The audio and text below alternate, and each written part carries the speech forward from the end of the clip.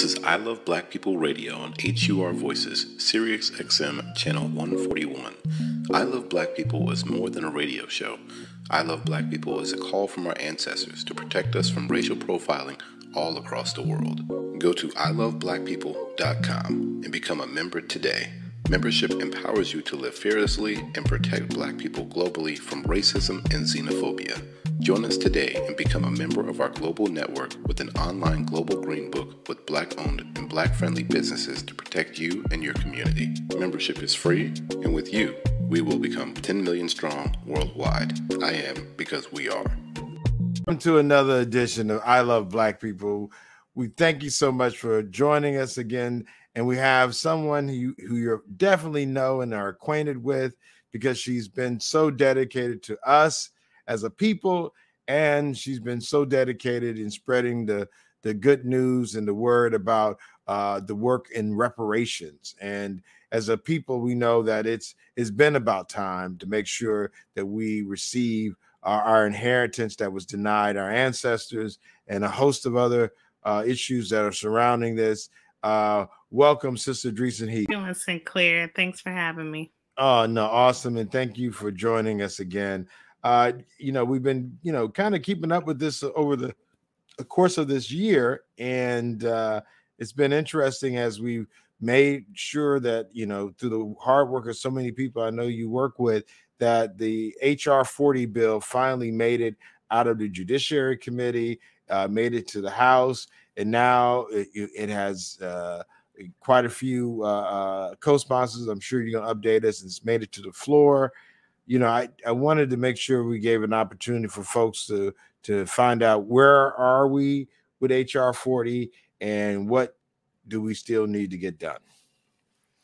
Absolutely. So as you mentioned, we got the vote out of House Judiciary Committee in April. So here we are in October, 7 months later, and we still have no commitment towards the House floor vote date.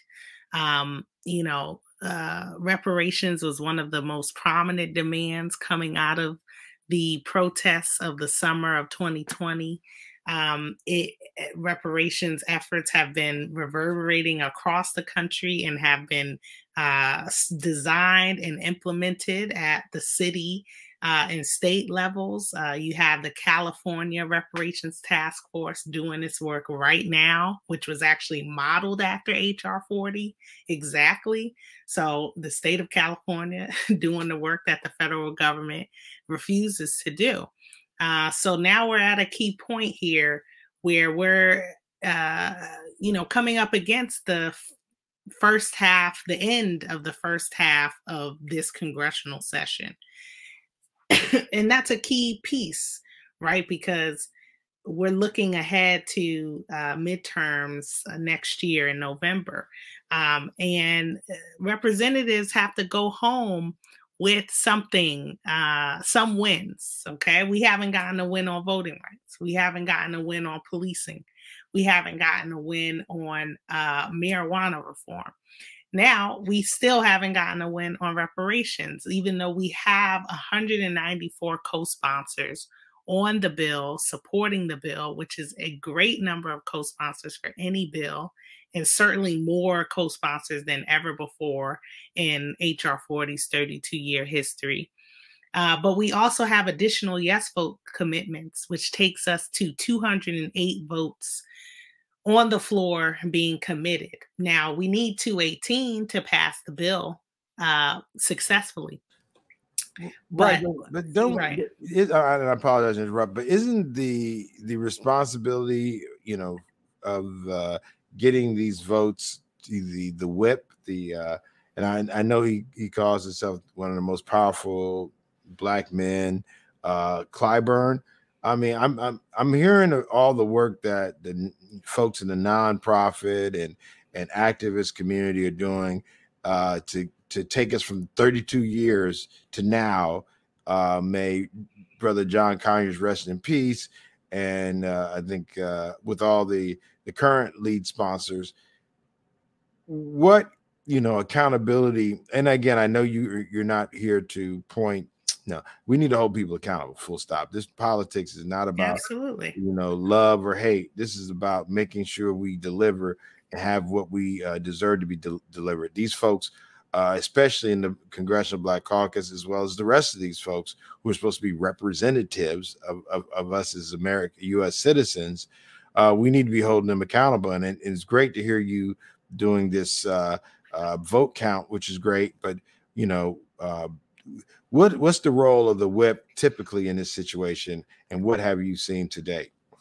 Yeah, I'm glad you pointed that out, because this would be the point. We've passed the point where the whip would do a whip count on this bill if the House leadership, as they have indicated to us, prioritize this bill and find this bill important. Well, you said whip because a lot of people don't even know these political terms. Can you just kind of just say a little bit on that? Absolutely. The whip is James Clyburn, Representative Clyburn, out of South Carolina 6th District. He's a part of the House leadership structure. So that position goes around to the party and collects the votes. He is the collector. He is also the influencer in making sure that people get on board, in addition to Speaker Pelosi and Leader Hoyer. But Whip Clyburn has a lot of power in the situation. And as you pointed out, this is someone who's revered and who has revered himself as the most powerful Black man in the country. He has also clearly been at the negotiating table with all of the other Black agenda items.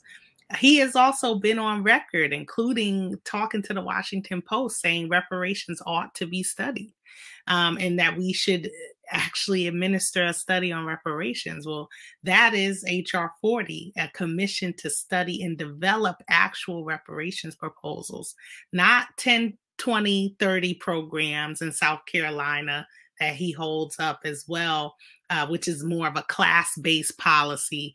It's not one that would directly impact, specifically descendants of enslaved Africans in this country. Not to be confused, reparations, not to be confused with affirmative action, which is not reparations. That's a policy proposal. That's a policy fix. We're talking about what is needed to repair our community, restore us to a morally and dignified place. How many remedies are needed? That's a vast that's a vast field. There needs to be a remedy for all of the different type of damages that have been done. And I think you're restating again, HR 40 is a study. And I think even in some of these conversations, when people say the study is not reparations, I think that's fair. It's the truth. Sure. Now that we've said that, this is what we have on the floor. Now, this doesn't have to be the last bill, the only bill, but this is the bill related to reparations, the only bill that we currently have on the floor of the United States Congress. We need to get that bill passed as the first bill that we've ever had as it relates to our people and the need to compensate us for our inheritance. With that being said, what are some of the activities you guys are going to be doing? I know you have some things that are going to be going on, and by the time people hear this, there might be other things going on. What can the grassroots, what can the roots that are in the grass, what can they do to participate? Yeah, we have an awesome town hall on Wednesday, October 27th. It will feature prominent, reparations organizers and advocates. We will have special remarks from our lead sponsor, our champion, Congresswoman Sheila Jackson Lee. So please look out for the recording of that. That will be recorded. And that's going to gear up some energy, right? We have to inform the community. Some of us are in our bubbles, and we need to make sure that people know that along with voting rights, along with inaction on voting rights, policing, and other major issues, the House leadership, the administration have failed Black people, in addition failing on reparations. And so the town hall will then lead us to the week of action, week of November 8th, which is an all hands on deck opportunity to target House leadership, Speaker Pelosi, Leader Hoyer, Whip Clyburn, but also target these remaining holdouts, right?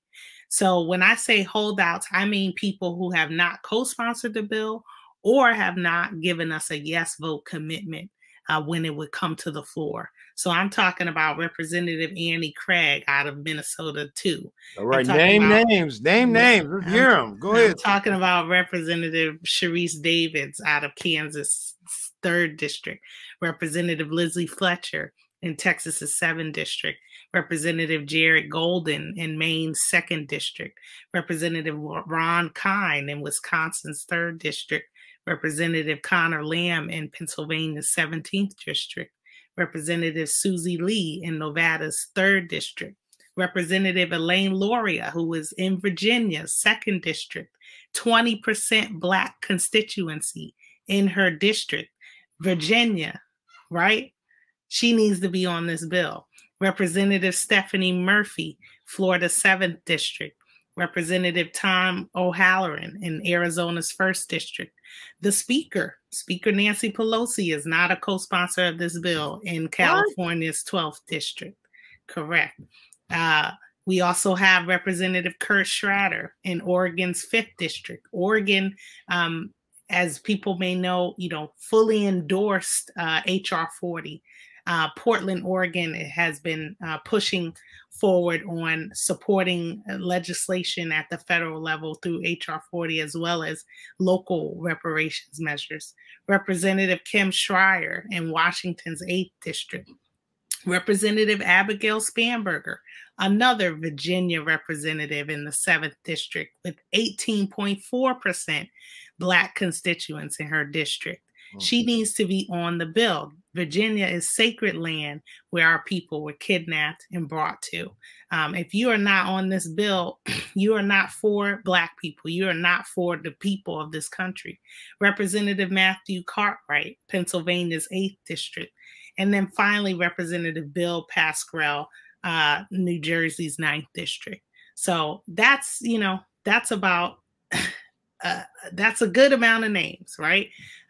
16 names there that need to indicate their support for their Black constituents, but also for the trajectory of this country. I think you make a great point, and I appreciate you naming those names. I think at this point, people are who we think they are, and we need to do, just as much they're doing things to stop us. We got to do things to get them to do what we need them to do. So these deliberate actions make a lot of sense. Where can they go to find out more about the different week activities? Absolutely. Well, you can take action on hrw.org/reparations now. That is a page where you can send a direct email to these intended targets in support. Please look out for, social media activity, hashtag HR40 to the floor, hashtag HR40, hashtag we can't wait, hashtag reparations now. That's where you'll see all of our social media content that you can uplift and participate in. If you hear the town hall recording, you can find, other specific avenues to contact the HR 40 Reparations Coalition and to get engaged. But you can also, just right now, the Capitol switchboard is 202-225-3121. All of those names I just listed, make a phone call. Make a phone call a day. Make 2 phone calls a day. It's a dire situation for this bill. And I want to just emphasize the fact that we're looking at 40 days really on the calendar to get this done. Yeah, can you speak to some of that just again to teach about these congressional sessions and how they work typically, so that people understand the timing of this all and what some of the feedback that you've received, but maybe some of this is being typical of how this process works? Right. I mean, we understand there's competing priorities, right, at the congressional level. But what do they always tell us? We can walk and chew gum at the same time. All right, then walk and get HR 40 to the floor. Um, and so where we're at now is they go out for break for Thanksgiving on November 18th. That's the last day of votes. We're pushing for a vote before that date. But also the last day of session for this first half of the session, when they go out kind of for winter break and then start over in January, is December 10th. So that would be the last possible day that HR 40 gets voted on in this year of 2021. And why wait till 2022 to do this? You've waited 32 years already.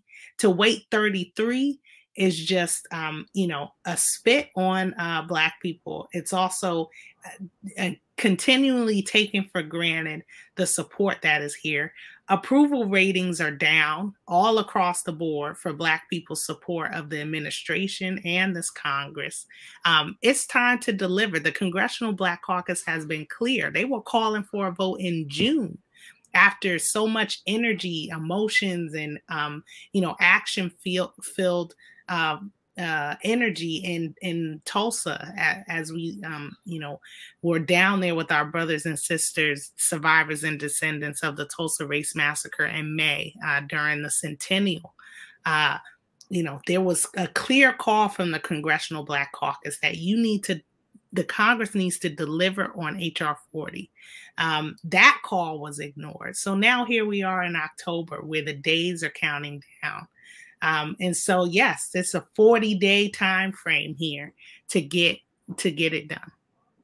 All right, and those key dates, the different recesses, November 18th, and then the end of the session for this year, for end of this year's sessions, December 10th. Right. It seems that again, Black folks are asked to participate and support even the conversation of voting rights and having access to the vote.